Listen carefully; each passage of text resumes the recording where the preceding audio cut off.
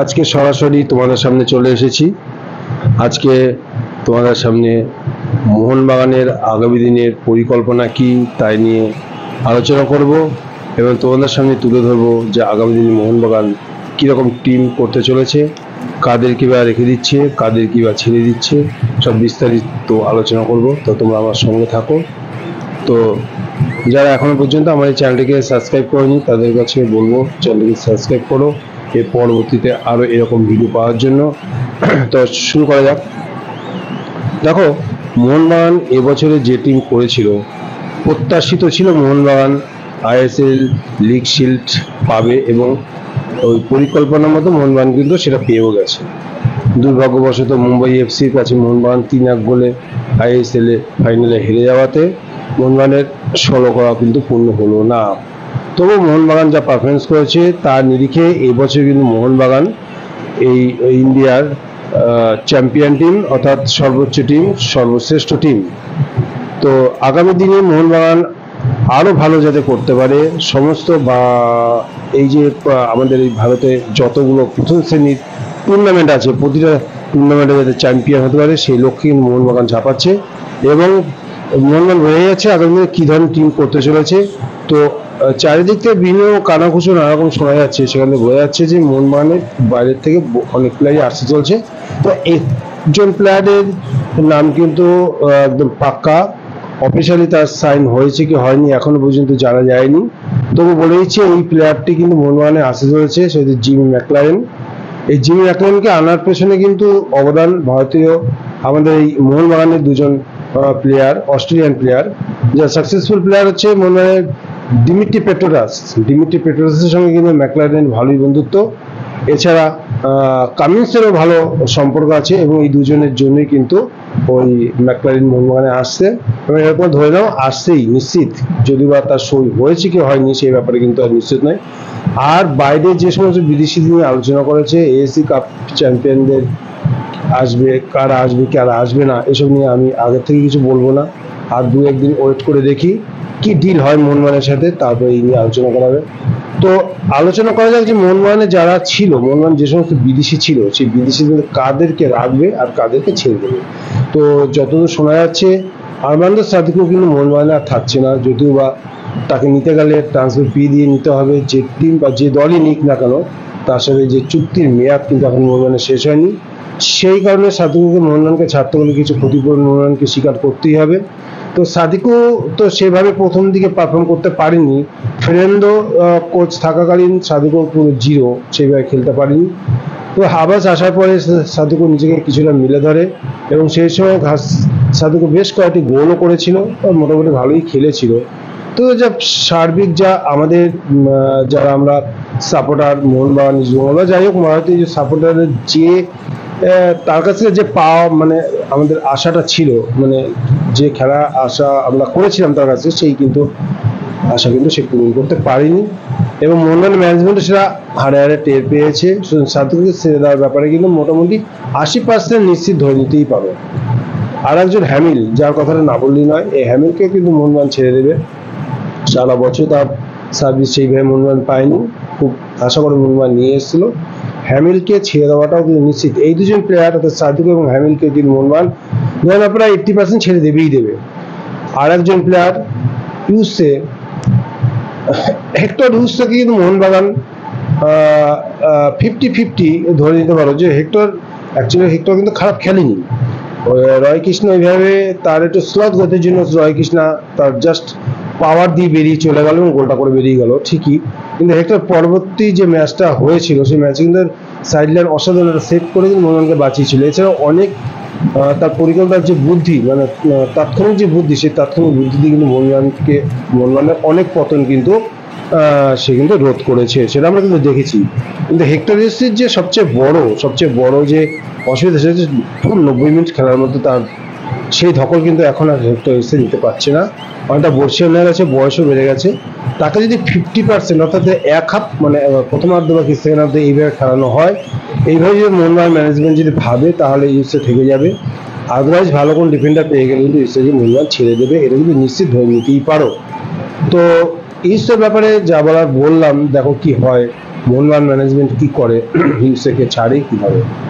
আর একজন প্লেয়ার যাকে রেজিস্টার করেনি মোহনবাগান হাবাসের একটু নেক নজরে থাকার জন্য, হচ্ছে সেই প্লেয়ারটি হচ্ছে মোহনবাগানের একসময় নয়নের মণি হুগো। হুগোকে কিন্তু মোহনবাগান ছেড়ে দেবে কি দেবে না এই ব্যাপারে কিন্তু এখনো নিশ্চিত নয়। হুগো বোমস এই মুহূর্তে মোহনবাগানেরই প্লেয়ার আছে এবং তিনি নিচেও ঘোষণা করেছেন তিনি মোহনবাগানেই আছেন। তো হুগোর পেছনে কিন্তু অনেক ক্লাবই লেগে আছে, কারণ তার একটা ট্যালেন্ট আছে, স্কিল আছে, সেদিকে অন্যান্য ক্লাবের কিন্তু নজর আছে। বেঙ্গালুরু কিন্তু চেষ্টা করছে, চেন্নাই চেষ্টা করছে হুগোকে নিজের দলে নেওয়ার বা টেনে নেওয়ার।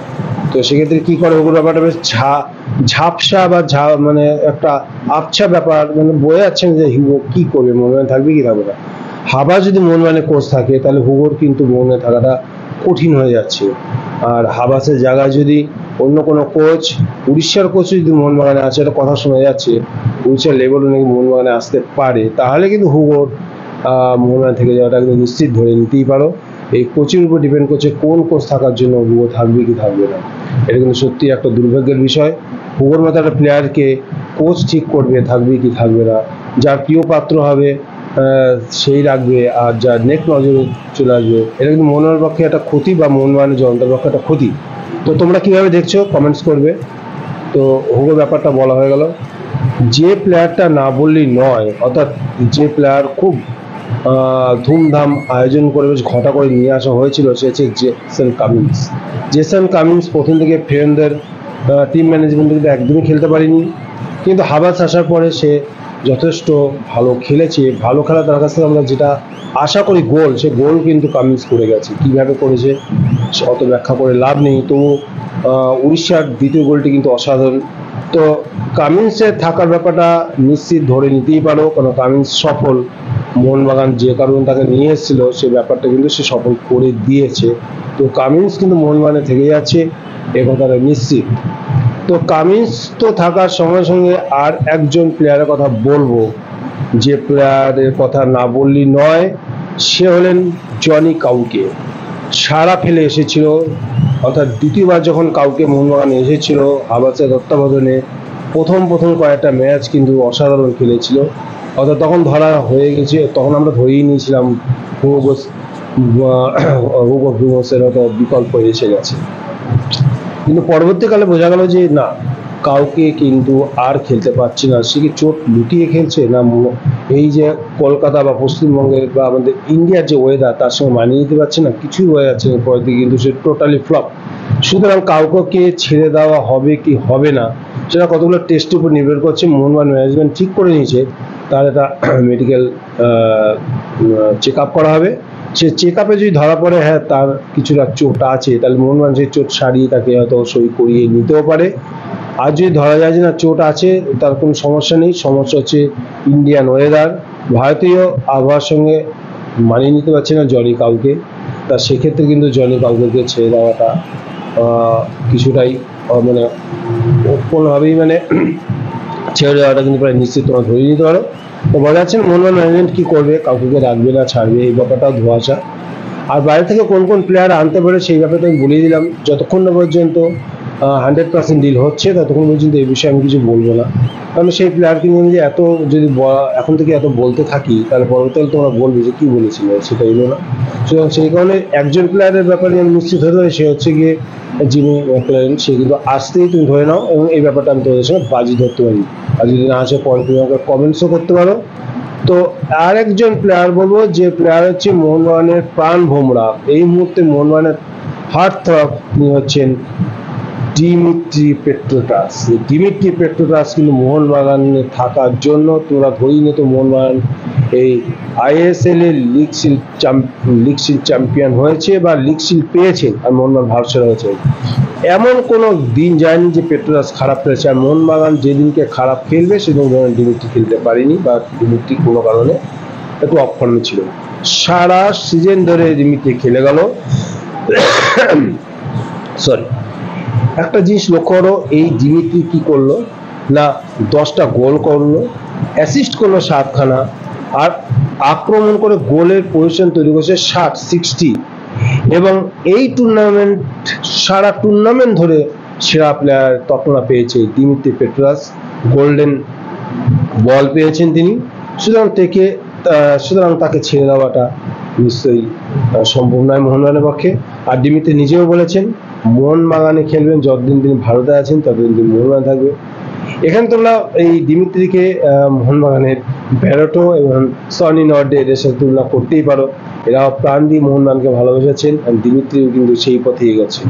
দিমিত্রি কিন্তু মোহনবাগান এখন নয়নের মনে হয়ে উঠেছেন। সুতরাং দিমিত্রি যে থাকবে, আর কারো ব্যাপার আমি 100% নিশ্চিত নয়, দিমিত্রি 100% মোহনবাগানে আছে, এটা তোমরা ধরেই নাও।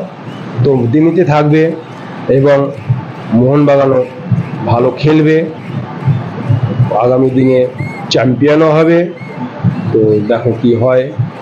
তো তোমাদের যদি আজকে আমার ভিডিওটি ভালো লাগে তাহলে একটা লাইক দেবে। আবার আসবো। জয় মোহনবাগান, বাই।